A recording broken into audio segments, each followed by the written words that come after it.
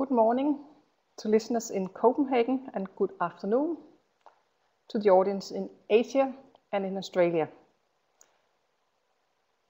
I've checked the weather forecast in Manila and Sydney and Copenhagen. We know what it is. Actually, we have the same number of degrees in Copenhagen and Sydney today, 13, and in Manila they've got 33. Lucky you. Welcome to this webinar on combining analytics and BI, next version of your BICC, Business Intelligence Competency Center. My name is Hanne Bredam. I founded Business Minds 15 years ago, so it's quite a while, and had another BI consultancy before that, and that was since '97. And before that, I was a data warehouse consultant in Teradata.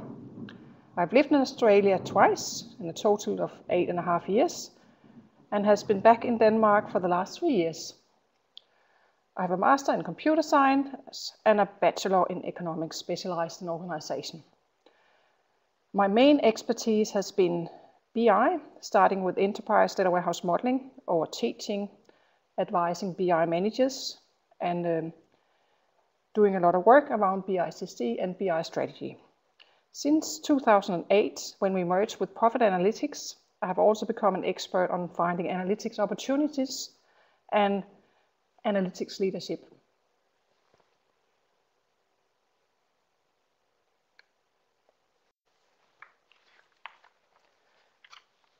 This is a presentation on organization best practices for BI and analytics leadership. So there are a lot of questions, and there's been written many good books about BI, analytics, BICC over the years.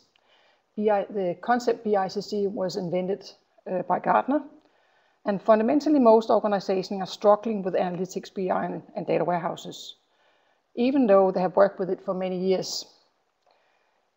If one have the right answer for all these 11 questions, you should be able to get a much higher success rate. In this presentation, we're not able to answer them all fully. We'll concentrate on the first ones. So how do we both develop robust BI and information management and run agile analytics experiments? So that's the first question we're going to work on. We need to be able to balance the robust BI solutions that have to be there and live for years in the organization, and at the same time being able to be agile and support the business and being able to do experiments. So that's very important for any organization. So what's the next question? What is advanced analytics and data science?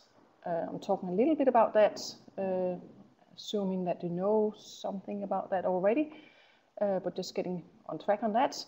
And what are the new skills and tools required? Which are the typical business cases? That's really, really important. We have to be able to drive business intelligence and analytics, both areas, from business cases and from business needs. So understanding what typical usage is very key to this. The third question, how do we ensure organization implementation? That's also really important because quite often we have issues around doing any changes and actually implementing any change across the business. I'm getting a bit sidetracked here. We have a really big thunderstorm, but I'll keep going. So I'm also, apart from those 3 questions, I'm also going to talk about how we actually place the BICC in the organization, which is quite often a political question. I would say it should be less important, but since it is political and people are fighting for power, it's very important that we get some peace and actually can work seamlessly across the organization with these things. And we're also talking a bit about data warehousing. Do we still need data warehousing? Yes, of course. You know, that's actually where I also started out with data warehousing. It's a very key discipline, but quite often it can be sidetracked. So I'll come back to that later.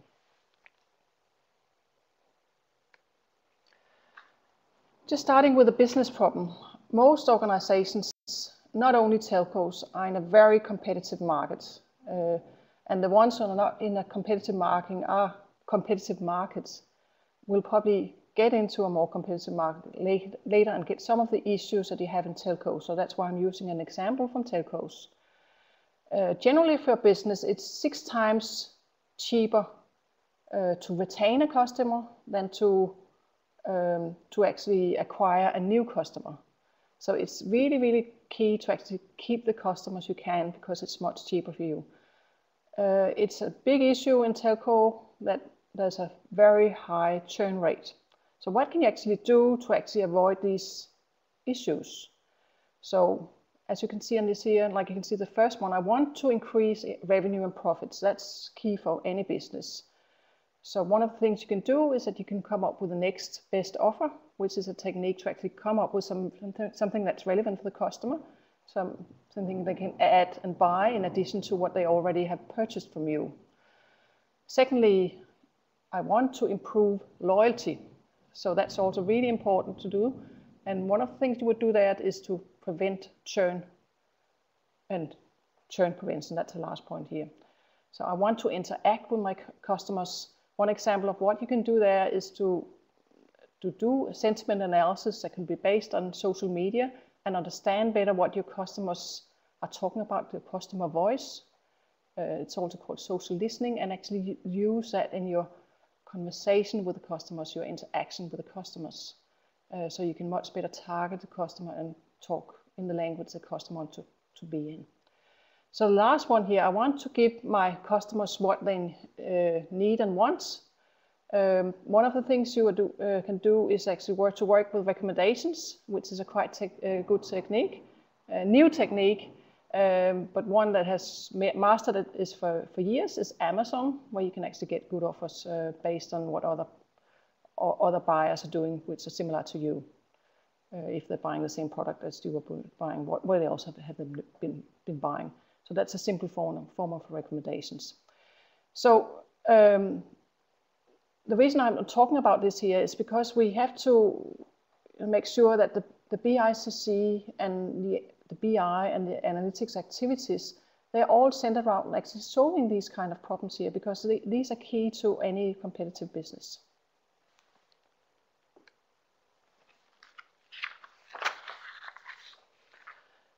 Right, and here are some of the key issues with analytics, BI, and data warehousing. Well, I'll get positive in a moment. Just talking about some of the negatives first, because it's a good starting point. So we have worked for, as I said, like for the last 15 years in Business Minds with a number of clients, and this is what we're hearing from the clients. So just on the right-hand top, business users spend most time preparing reports and limited time on vision and proactive use. You're seeing a lot of that in the business world. A lot of business people spend their time actually taking out the information from various systems, doing various analysis, for instance, in Excel, nothing wrong with Excel, and spend less time on actually doing work around, like doing the analysis, doing the business work that they have to do. So that's an issue, and it would be nice that they could spend less time on that. On the other side of the drawing, you've got governance needs tuning for quick response, and data warehouse not widely used for and too slow. So in generally, it's probably not fair, but in some reasons it is fair that a lot of business people see data warehousing and the techniques we use quite often, when especially done in the IT area, of being too slow. For instance, if they're asking for a report, might take a couple of months to get back to them, or might not get the right response, or it might be that they want to do a project that can first be started next year because it hasn't been scheduled. So generally not getting really the response and the needs covered, like demands are not really fulfilled from the data warehousing area.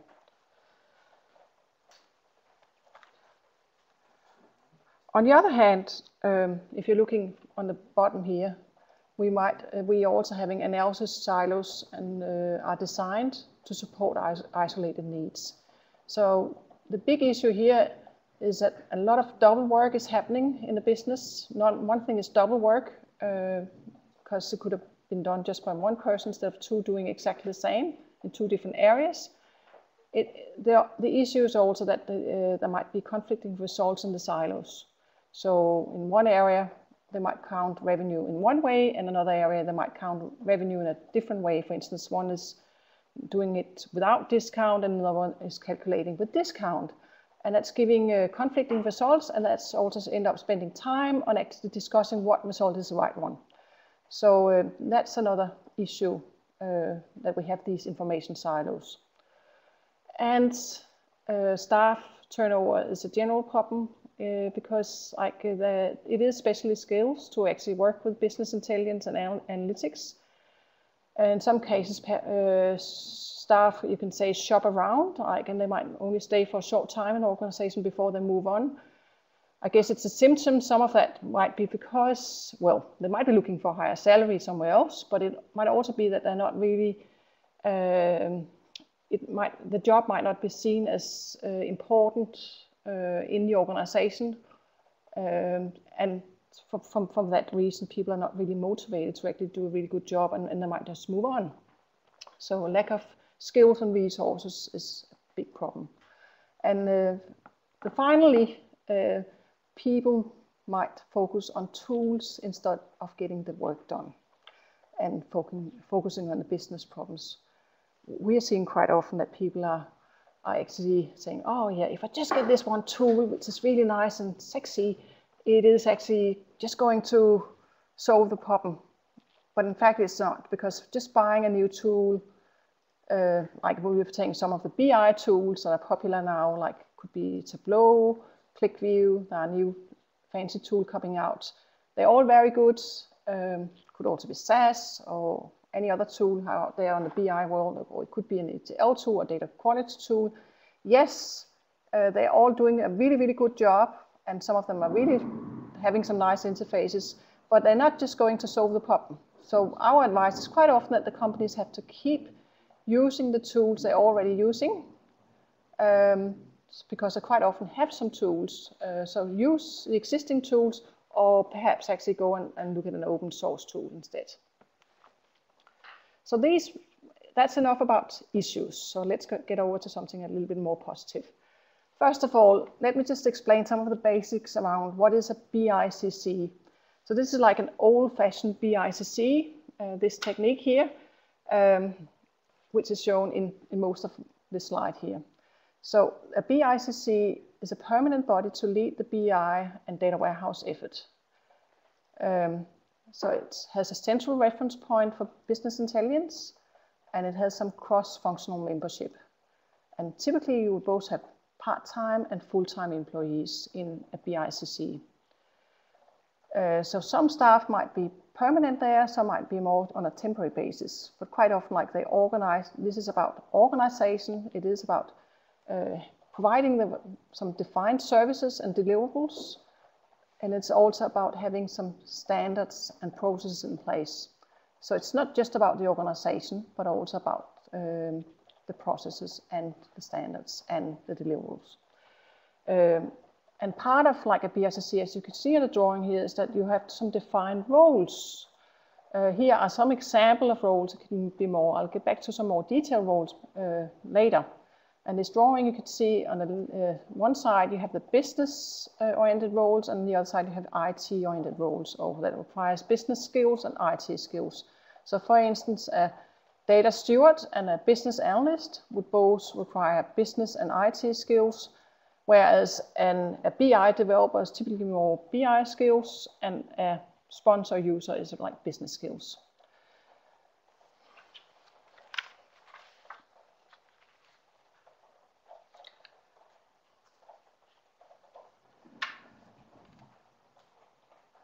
So the idea is that people can work either physically in a team, or they can work virtually in a team. So you can have like both ways. And you can see I've also mentioned the concept here, ACC, which is an analytics competency center. So that might be a name that you want to start using instead of just talking about business intelligence. And there are actually also some more roles that comes with that, and I'll get back to that a little bit later. So the goal of every world-class business intelligence, or any not business, but any world-class competency center of excellence is the same, and that is to enable the right combination of tool sets, skill sets, mindsets, and data sets for better, faster, cheaper, and more repeatable analytics, reporting, or platform developments.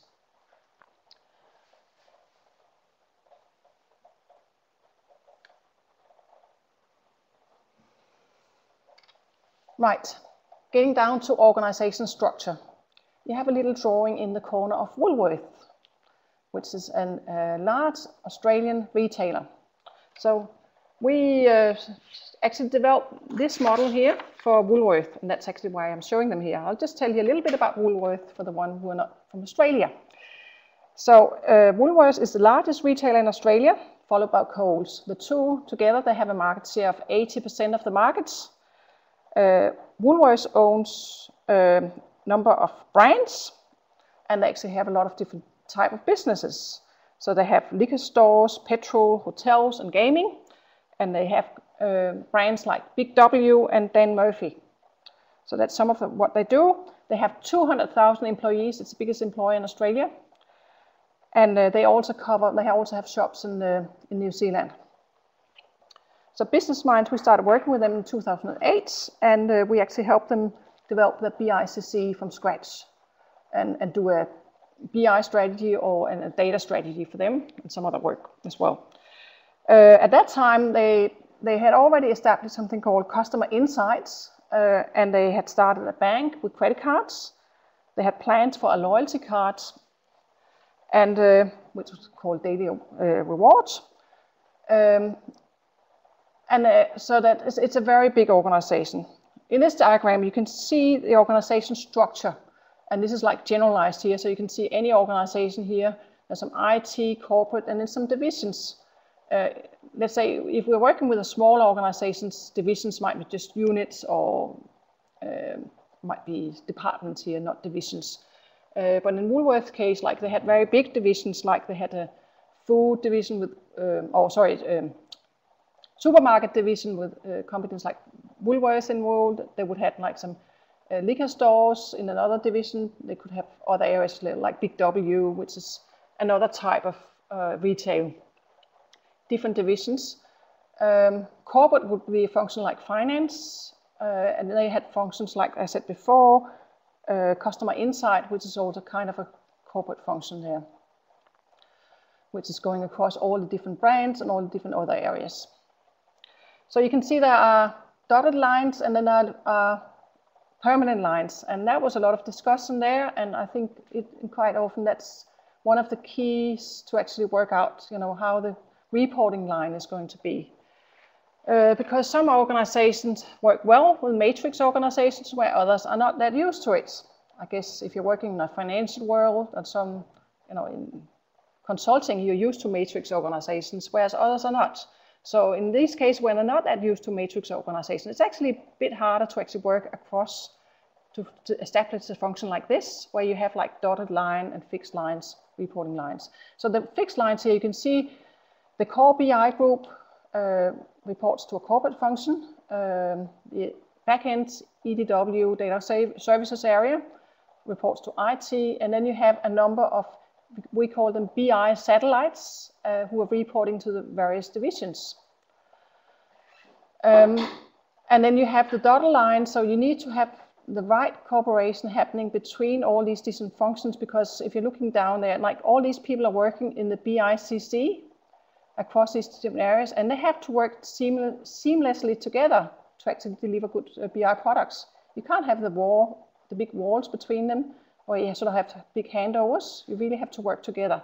So some of that you can obtain by actually the way you actually sit people. Like, so some of it is like physically as you're sitting together. And of course, it is actually a big advantage that the satellites are sitting close to the business, because they need to have that business angle.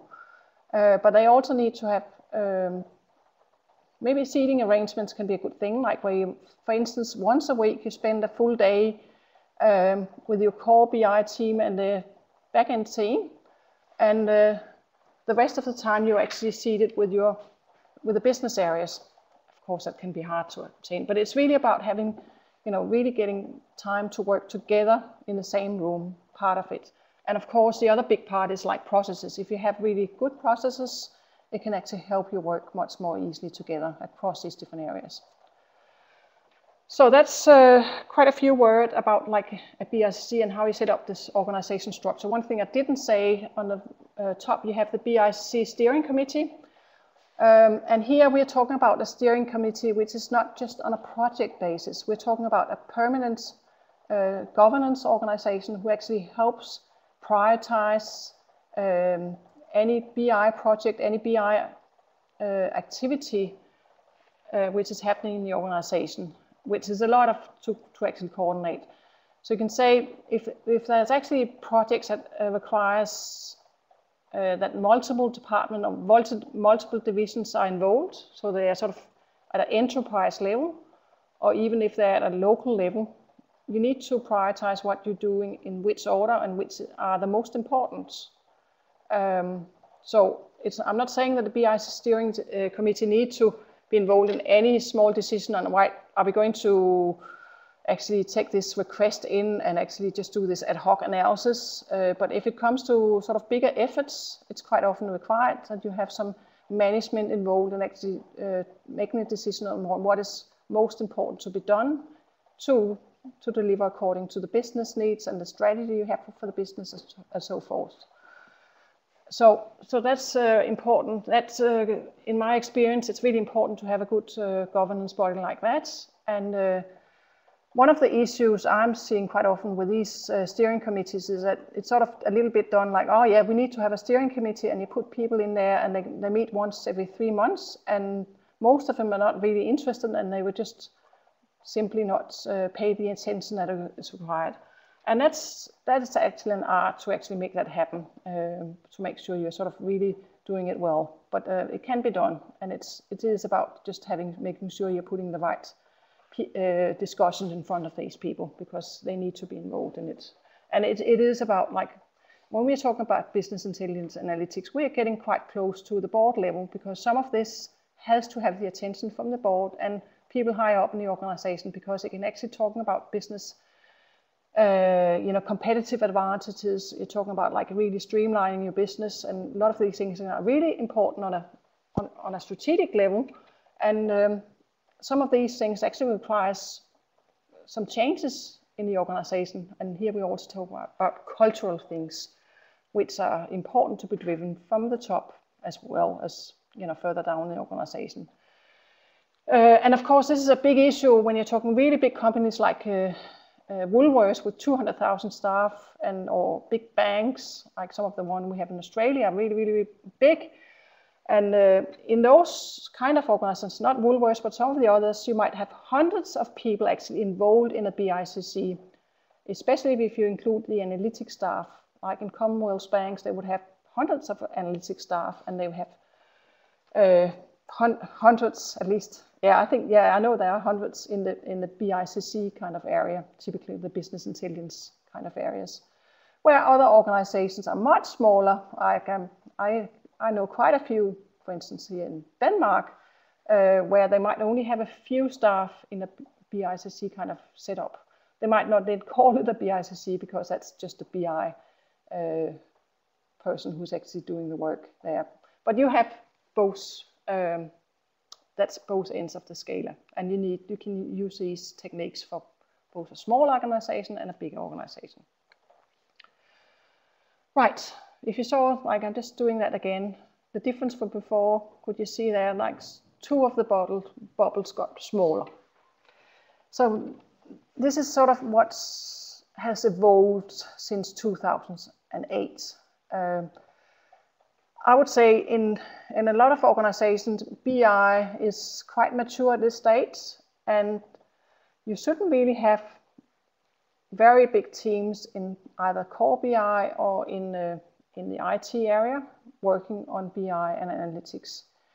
You need to have quite big teams or similar sized teams in the business, because this is where a lot of good projects are being delivered from. It's our experience, like from some of the work we have done with clients, for instance, with the Danske Bank in Denmark, which has a very mature professional data warehouse setup. For instance, I work with operations there, and in their case, when the operations are doing some interesting performance management, for instance, measuring end-to-end processes, they would be using data from the data warehouse, as well as some other data which is not yet in the data warehouse, even though it's very mature. And these people who are working in that area would have a really fine understanding of what the business needs are, and really be able to drive the requirements and actually also deliver professional BI solutions in cooperation with the data warehouse area. But the big focus point here is that it is really important to understand the business and have the skills to actually deliver really good solutions in that area. So in those areas, it's typically data marts that are being delivered, and based on data from a data warehouse and as well as other sources.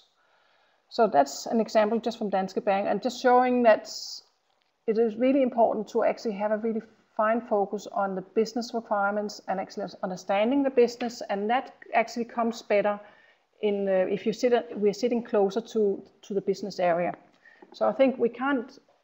We need to have really good data warehouse foundations and so forth across the organization, but we also have to make sure that a lot of effort is actually concentrated close to the business, but then with coordination across the different areas.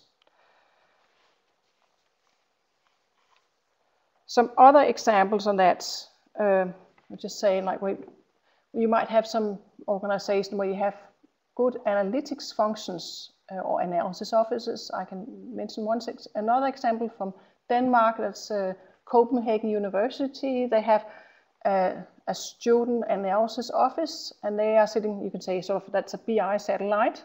So they're sitting in that area, actually driving requirements and actually then using other data from other parts of the organization, and that should be based on a data warehouse, enterprise data warehouse, which is like coming from Core BI or from IT. Right, I think that's enough for these examples for now. I'll just move on to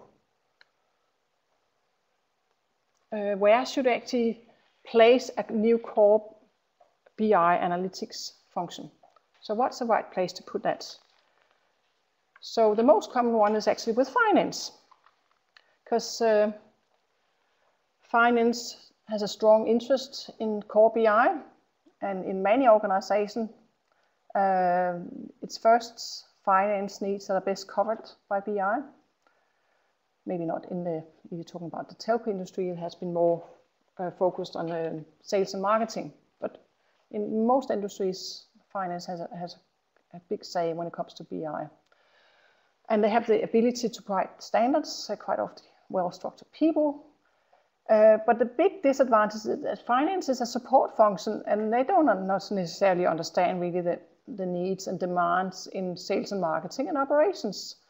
So that can be a disadvantage by just placing the core function in finance. So the next possibility is to place it with marketing and sales. Because they already have important core initiatives. Could be like a customer retention program, it could be customer insight, customer additional sales that is happening in those kind of areas. And they can also, like if you talk about marketing and sales, they could also serve multiple parts of the business. But quite often they are not the ideal driver for business intelligence and standards, because they're less structured, a bit more like they need it by tomorrow, and some of these things are a little bit longer term what you're doing. If you're not just doing one solution at a time, totally independent, you want to have some coordinated effort. And you have some of the same issues for operations. Operation is quite often, that's the biggest area in the business, and they have really good business understanding, have lots of demands, but they might not always be the perfect driver. And when it comes to IT, which is also like quite often the driver on BICCs, you can see that in some, especially in the banks, where the Business Intelligence Competence Center is placed in IT. And they do have all the technical skills required, and they already serve the business because that's their function, also to work strategically quite often. That's their purpose. But there's quite often they lack the ability to provide sufficient business support in the way, really delivering on the demands on the business. That's at least what the business feels. And IT is not quite often not seen as the most agile because, you have our system development like life cycles, and you need to go through all these phases and gates, and quite often projects can't be done in less than 3 months or 6 months sometimes. So that's a bit harder. Of course, we're talking about newer agile techniques coming into IT, but quite often it's being seen as too slow. So just saying, like, that's advantage, disadvantage of all of these, but quite often finance is the most common one and preferred one. I'm not saying it's the right one. I think if you're looking at some types of businesses, it might be better placed in operations or marketing and sales areas. One way you can actually get across some of the disadvantages here is if you for instance, take a person from operation, like the BICC manager,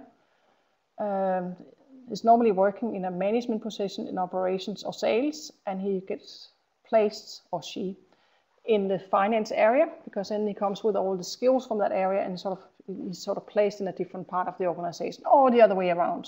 So you get somebody from finance to actually sit to be the BICC manager placed in operation, and in that way trying to use some of these cross-organizational skills. I think that was enough on that one. Move on. So why do you need a BICC at all? Because you really have to challenge that, because looking at it, a BICC or Analytics Competence Center, it's not the core business you're running there. It's a support function, and it's some overhead, and you don't want to create extra red tape or extra bureaucracy in the business. But first and foremost, you need it. It is about support, to make sure you're getting the right support to the business on business intelligence and analytics. So it is about being able to deliver better quality and faster, and really getting the right solutions out there. And it's quite often, it's better done if you're sort of putting it in a competency center. So you're sort of organizing around that to actually get that demand delivered. So people are not just working simply in the different business areas trying to do their own analytics work themselves. And it's another thing is that you actually fight the silos, because silos, well, you will always have some silos, but if there's too many of it, you're just simply creating a lot of different definitions of the same thing. Like, so you have a lot of conflicting definitions, or also double work happening. And it's also a way to actually get IT and the business area and actually all the business functions to work together better, because it has to be cross-organizational. So it's a way, it's a mechanism to get a better cooperation between all these different areas and deliver on BI. So just to sum it up, like if you're looking at the 3 items here on the bottom here, 1, best practices continuously refined and promoted. So it's really about having some good best practices out there, and you're working better on that. If you want to be world class in business intelligence analytics, and it's really one of the requirements are coming up now, you need to have those best practices, and it's very good, well served in a BICC or an ACC. And you want to have analytics, that's second here, you want to have analytics as a repeatable process. So you can simply use the analytics again and do something interesting, world-class, best practice. You want to be able to repeat it for another part of the business. And thirdly, it's about opportunity to change internal culture through repeated success, because culture is really, really important in this, and you can work with that culture better in your work when you're working in a BICC. Right, I think that was enough for this one here. So really important why we have a BIC. We on the other hand, if we don't have it, we're just simply not getting to those levels when it comes to actually best practice and delivering world-class solutions on the BI and analytics area. All right, let's go over like sort of, I was talking earlier on, I was about different components of a BICC. Firstly, I covered sort of the organization part. Now I'm getting to the services part, service and deliverables parts. So what are the key services and deliverables that you have to get out of a BICC? So there are two parts here. So the first one here is about innovation and support. And my first question early on was about like, how do you balance actually the robust BI development with delivering innovation and support and being really doing that in a fast way. So this is like about the fast way here and innovation. So very, very important, and an area especially where the traditional BICC have to improve a lot in this area here. So a new header in many organizations is innovation. They want to actually be able to drive innovation. Hasn't been that heavily sort of, you're seeing quite a lot of that in Australia at the moment. In Denmark, we haven't seen sort of smaller organizations at least taking it on, but the big organizations, they're doing a lot of this too. They have to come up with new disruptive products, like a new, like in Denmark, we had this mobile pay coming from Danske Bank and taking over market. It is really important to have new products coming in, whether it's apps or any other new types of services that business needs to deliver. And they actually need a lot of help from us, like people who have BI and analytics skills to actually come up with these. So innovation service and sandbox environment is a very good thing to actually set up. And here we're not talking so much about technology, we're really more talking about having some skill sets around how you actually work with innovation. So you can do innovation workshops, for instance, with design thinking methodology. You can do test and learn. That's quite often talked about in analytics marketing, marketing analytics. Test and learn, proof of concept mashups. This is about doing experiments and being able to test it quickly. And if it doesn't work, try a new one. And that's what innovation is quite often about. You're trying a few things out that doesn't work, or quite a few things out, and then suddenly you get to something you can later put in production. But here is about getting all the right ideas up on the table, working with them in a very sophisticated environment and efficient environment. So actually being able to support that also with tools, but it's again not tools driving this here. So the second area is something we've had for quite a few years. So it's just getting more and more sophisticated because we have data and tools support. So tool supports, like we're talking about the traditional BI analytics tools, but we're also talking about newer tools coming into this play.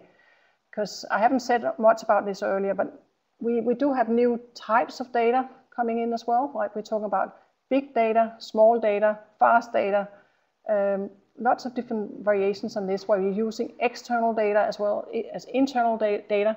And we need to be able to be good at actually both working with the traditional structured data that we have in data warehouses, but also the new types could be coming from social media, could be coming from other external data you're using, like free data, open source data that are like provided from like societal data that are coming from outside, or you're buying data, you're using data from a sister organization, your vendors, your customers, your partners, where you can actually get a lot of new value out of these things. And these are the new things coming up with big data, that you're able to sort of work in these environments as well, and being able to support the organization in doing so.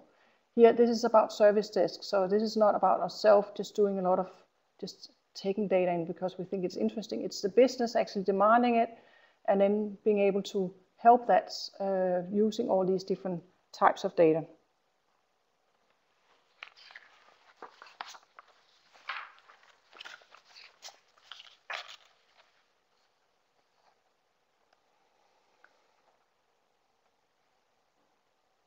Yeah, there's an expression like I was just looking for here that we're not using so much in Denmark yet.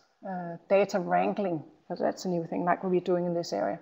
So it's really about using data in new ways. So it's not the typical ETL where you're sort of extracting, transforming, and loading data, but you're doing a lot more to actually just grab data from different sources and use it for different needs, and actually being able to use that for like, giving that ability to the business so they can use it for different needs.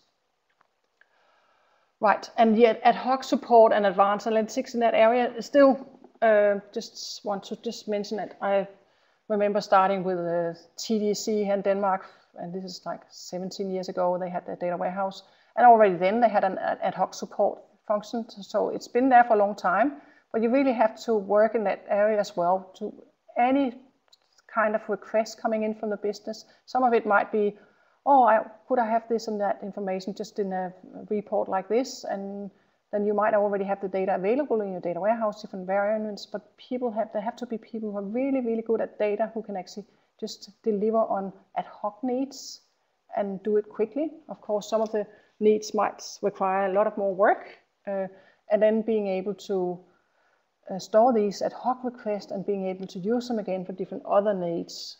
So that's quite important. The advanced analysis or advanced analytics, it's a similar thing, like where there's a need to actually use data in a new way, for instance, having some kind of spatial data or other things where people are using that. So there's a lot of things that comes with ad hoc. You need very good skills in that area too. Communication and training, third box. Again, very important. So here we talk about, like, you need to be able to facilitate, for instance, a community, you need to facilitate a community of users, super users, have user groups here, we're saying, or you might have some different mechanisms to, like, for instance, sending out newsletters. You might have some physical meetings, or you might have a portal where you can actually share information. And it is about getting the community to work together, and that you might be able to facilitate that. But it's not about you, it's about this community, because few of those will be very smart and can actually help each other out. So actually helping the community work together and sharing ideas, getting excited about ideas, motivations, and actually getting better training each other out. That's a very important area. Training as a whole, like you might provide some day training or on-the-job training, do specialized training courses. That could be on, if you have new versions of your solutions coming out. There might be new tools that are coming out. You can use visualization techniques, how to use the data, what the data is for. There might be new techniques coming out also for, how you use data on an open source basis, or big data techniques. Could be a Hadoop or any other like new tools that are coming in, and how you're actually using that. And you need to be able to communicate that internally in your organization. You might not be able to do all of that yourself, like depending on how big your BICC is, but you need to be able to facilitate it. So if you can't do it yourself, you can look at outside training that you could use, or also make sure people know about what training is available. And there's a lot of training on the internet, for instance, like a session like this one here, people can attend. So that's a way also to help people communicate and training. And finally, the data stewards. I haven't talked a lot about the master data management piece and data quality in this session. I'm sorry, that's a whole topic on its own, but it is really the core fundamentals of providing good business intelligence and analytics, is that you have good data quality to work with. Quite a few organizations have issues with, for instance, conflicting products or customer definitions. Customers missing or duplicated across different systems. Missing information is a big issue as well, or not up-to-date information. And you need to have people who are focusing on that, and that's a different skill sets altogether. It is quite often, for many years we've talked about data stewardship. In most organizations it's not really implemented that well, but some people have actually improved quite a bit with master data management and set up functions for that. And data stewards are typically a part-time role performed by business people. And it's somebody who is good at data and can actually explain it in a business context and are able to actually get things moving very smoothly, and just making sure you're maintaining and updating the information. So that's another really, really important area. I'll just move on a bit, talking about the other side of the services, and that's the solution. That's a more traditional BICC concept here, where you're talking about you're delivering out of a data warehouse and data marts. For instance, you're adding some new tables to your data warehouse, new columns and so forth, and making new solutions. And you are also delivering on the right data quality in that area, and the right data modeling and metadata. BI delivery could be the more like sort of data you already have in your data warehouse, where you're, for instance, providing a new analytics solution, a new spatial solution. You're doing some more like a new cube that are delivering a dimensional analysis in a data marts, for instance, a BI delivery. Or it could be a performance management solution, could be, for instance, our balanced scorecard. That's coming, there could be some dimensions and metrics that are actually shared across a lot of different business areas. And those type of solutions here, so I'm just doing it really quickly here. There's a lot of different combinations of solutions coming out of this area, but it's one common theme around this is that it has to be robust. It has to be quite often also enterprise delivered. Some of it might take a bit longer. There will be service level agreements on these. For instance, they have to be delivered 24/7 or just 5 days a week. They have to be available in that window. Might be only 10 minutes interval so that the solution is updated, and you might have need a 99% correct data quality level. So that kind of thing, that's really, really important that we keep doing that, because that's quite often sort of the machine room of the business. It is a core discipline that you actually have solid data coming out so people can looking at it every day or every 10 minutes of the day and using that in their daily business. So actually also BI and some analytic solutions, they're becoming sort of more a bit like also other operational systems. They just have to work 24/7. It doesn't work that they're, for instance, not available for a day, because this business can't simply run if they're not there. So it's also a very important area, and it's a different skill sets to what we're talking about before. There's some commonality, but what is different here is there's quite a few IT components in it, in making this work, and you need to have some solid IT skills as well as data skills to get this working. Right, enough about services. Let's move on to something else. Just quickly on roles here. On this drawing, you can see a lot of different roles. They are the traditional BICC roles, so it's excluding analytics and users, super users as well. You can see some roles here. For instance, let me take the BI and data warehouse architect. It's sort of a medium, that it is a technical role, but also some non-technical components in it. You need to understand source systems, data, and BI applications that goes across all the different areas. Whereas an ETL developer, a bit further down, is a very important role in any BICC. And that's typically on the actually source systems and data skills that are required, because you're doing the sourcing, taking data, extracting data, transforming it, and loading it into a data warehouse. Or it could also be from a data warehouse to a data marts, where you're using these skill sets. And a BI application developer on the other end, that's more on the BI application side. In the small organizations, you would have people actually covering a lot of different roles. In bigger organizations, you would have tens of ETL developers and tens of project managers, and lots of these people doing, and they would not sort of go across roles as much. So it's again, you have specialists as well in the BI environment, and across the different roles, you also of course have to be able to work seamlessly. But that helps with having the proper methodologies to work with. But again, that's another component of at BICC that you have well-defined roles and that people can actually work in these different roles, and it requires a lot of special skills. Let me just check if there's anything else I have to say on that. And can these people also work with analytics, like the traditional BI roles, like people who worked in this area for a long time? Depends. Yes, if they have the mindsets and they are analytical and business-minded. So that's a requirement. The BICC team, like the traditional BICC teams, they require new training, such as learning about new technologies, such as in-memory and Hadoop, for instance, to work with the new techniques and analytics as well. So, and there's also some extra skills when it comes to mathematics and statistics that might not be available with these people, and so it might be hard to make the transition, but some can, definitely.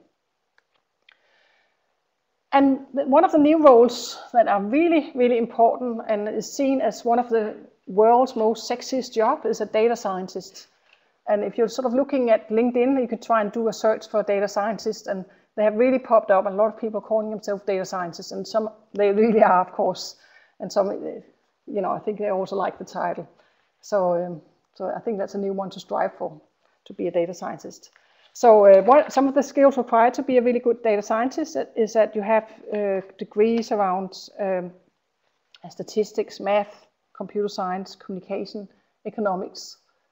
So that's the typical skills that are really important to start up on. So you need to be good at understanding the business, being able to see opportunities, pick the right problems that have the most value to the organization, and also being really strong with numbers and being able to do these different types of modeling that are required around statistical things. You don't necessarily have to be really, really stat geek. I think it's more important that you're really strong at understanding business and being able to see the opportunities in the business and being able to apply that with the right data. Of course, there are also, like, again, there are different variations and data scientists. I'm just saying which ones are really important in the organizations. Because if you're working with, let's say, I guess, more scientific, you know, there are a lot of new techniques coming out in this area. And of course, these are also needed in the organizations. Sometimes it's able, you know, companies are doing some kind of partnerships with the university environment to get these really, really high-level skills in the scientific areas around data science. So really, it's about picking the right problem that has the most value to the organization. That's really key, and being able to influencing that in the organization.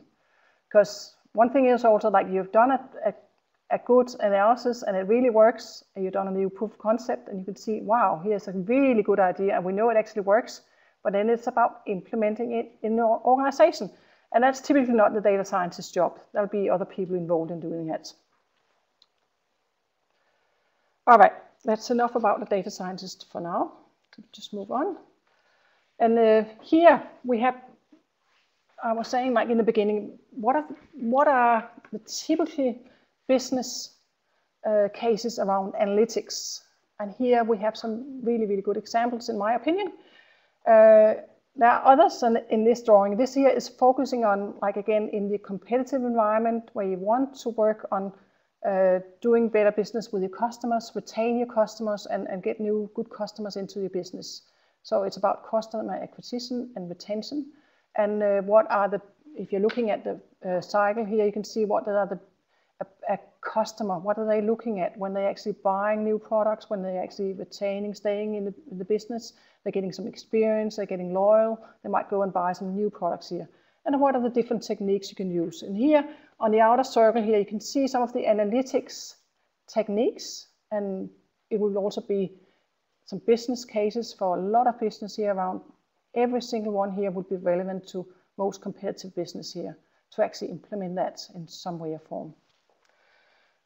So social listening we talked about earlier, and omni-channel and campaigns. This is really about, like I was saying, omni-channel. Could also just be using various channels like the web, apps, mobile, to bring out offers to people, because people will be looking for, searching for information, and they need to see this, like what is available from your company as well.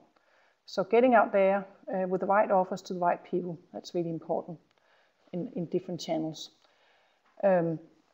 Recommender systems I did talk about. I'll just jump away and tell you the lead allocation. Then we have the location and segmentation and triggers on the other side here. Triggers, this is about getting in at the right time to people with the right kind of offer. For instance, they might be moving jobs or they might be moving house, depending on what type of business it is. And at that time, they will be interested in some particular products. And if you're, for instance, a bank, you will be able to service your customers better. We actually come out at the right time and give them that kind of service. Location, that's a more sophisticated. You actually, if you know where people are, and some businesses know, and they have also, like the customers have opted in, they're actually interested in getting offers from you, and you are actually able to give them better offers at that time. Segmentation is a more fundamental technique, what it's about understanding like what kind of segments your customer belong to. If they are young, they might have different needs to when they're a bit older. If they're affluent, they might have different needs to if they are like another type. And so forth. So there's many ways to actually segment your customers. Some of it is also based on their psychological profile. So there's many different ways to actually get the right offers to the right people at the right time. And preventive customer retention as the last one. And this is about like just being able to see early on that the customer is about to leave.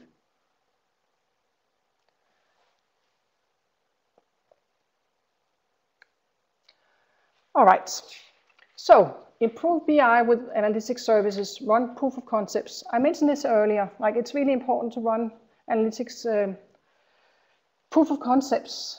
So that's different types of skills to when you're doing the big, mature, robust BI delivery. So you have to work really quickly on this.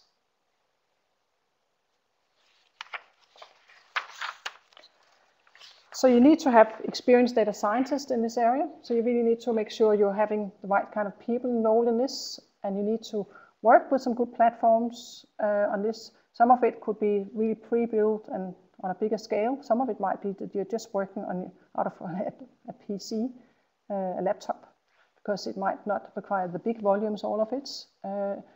And also, like quite often, it is about like it's okay to actually develop something in let's say in Excel, just match up and just test it, and then later on, of course, when it has to go into production, it has to be a very different setup. But this, it's about doing all the tests in a specialized environment here. So you have to capture both internal, external data on your platforms, and you have to work with the right kind of techniques. And I talked a little about a bit earlier, so I'll cover it in much more detail now. So just getting a bit closer to the end now. So prepare for the future. Build analytics culture with the BICC. So I cannot, like, it's really important here that we have had BICC for years and years. The idea of physical and virtual teams, we've also had that for a long time. And sort of the newer things that are coming in, that we have a lot of, for instance, we are working a lot with open source. We have new types of environment with software as a service. A lot of companies are just buying, including big business and small business, they're using a lot of services instead of having built-in solutions. For instance, CRM systems, a lot of other data they are sort of keeping in the cloud, for instance. So data is actually becoming much more disparate in different areas, like isolated, and it's actually harder to actually get sort of to that enterprise view. And it's sort of okay, but quite often, of course, you need to have that enterprise view as well.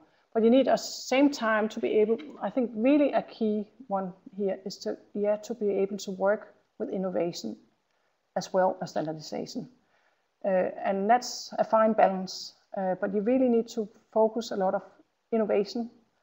And also, like the companies who haven't really got to the good master data, they need to work a lot on standardization. So both areas. And you can't say, oh, I need to have perfect data before I work on innovation, because your business might be gone by then. Because you can never get perfect data to work with. And so a lot of it is also about getting the right culture in place. So people actually are prepared to do this quickly, trying to do the experiments. And you need to have the skill sets. and you haven't got them internal, you might have to employ or use external like yourself, or you might do a lot to actually train people who are prepared to learn these techniques, because it's something that has to happen in the business. You need to have the skills around business intelligence analytics. And you might consider with your BICC, drop the name BICC and call it ACC, because it's a bit more hot with analytics. But again, remember, analytics is different from business intelligence, so you need to understand that difference, and having the data scientists kind of skills on board when you call yourself an ACC. Otherwise, it's just a joke. Please don't do that. So make sure you use, I think you need to have that analytics focus. That's really, really important, but make sure you have the skill sets for it, or you use somebody external to help you out with that in that area. So I'll just sum up here. So you need to have effective use of analytics, and it requires more than just technology. You need to align your business and IT perspectives. You need to assess capabilities and develop a roadmap. I didn't talk a lot about roadmaps, but of course you need to have some plans around this year. 1 year plans are good. It's a very good communication tool if you have that 1 year drawing, one pager of what you're working on, so people can see that all the time. You might have to change it, but you need to have that plan.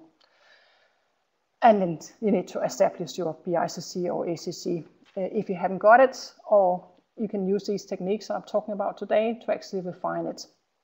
So remember, it's about the community.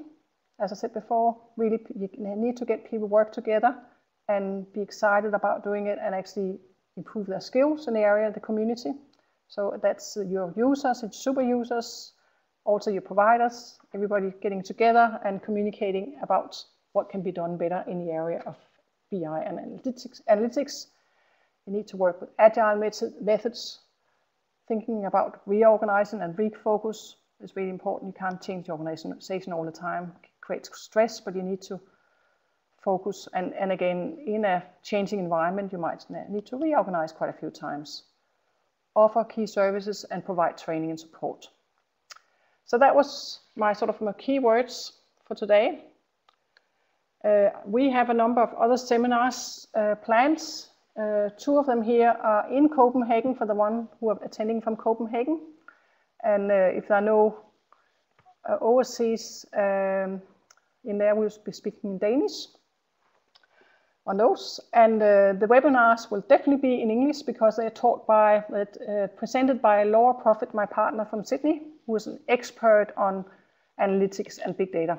And she's worked with it for many years, and she's really tried a lot around marketing analytics, so really worth watching.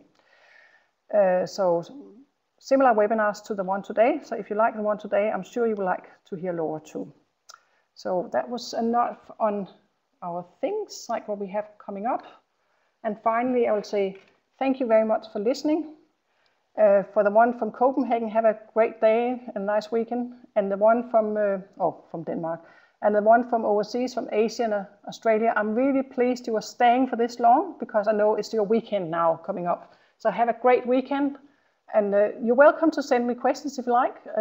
I wasn't able to take questions as we went during this presentation today, but send me any questions if you have any. My email is here on this slide. Thank you.